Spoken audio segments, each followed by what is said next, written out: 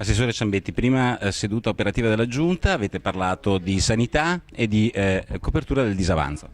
Sì, è un disavanzo di 25 milioni di euro su una partita di 8 miliardi e 200 milioni di euro, quindi sono cose che possono anche starci.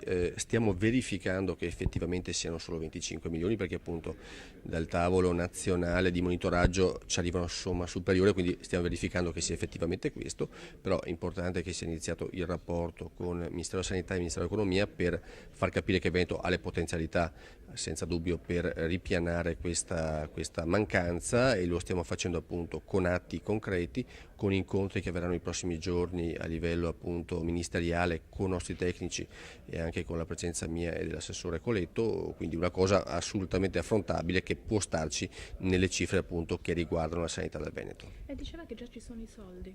Sì, noi riusciamo a recuperare già nel bilancio 2010 delle somme da una differenza di tassi di interesse che credevamo molto più elevata, che invece è rimasta contenuta, e quindi da lì recuperiamo delle somme, ma abbiamo anche altre somme accantonate che possono servire appunto a ripianare questo deficit. Altri provvedimenti riguardano il funzionamento della macchina amministrativa. Avete cominciato?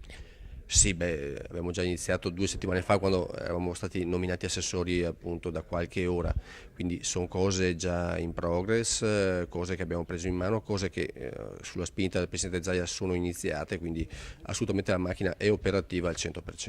Conferenza Stato-Regioni, ci sarà lei? Sì, giovedì mattina il Presidente Zaia mi ha delegato appunto per il provvedimento che riguarda il federalismo demaniale, e quindi il momento anche importante dal mio punto di vista, perché da qui penso si inizia a cambiare la storia di questo Paese.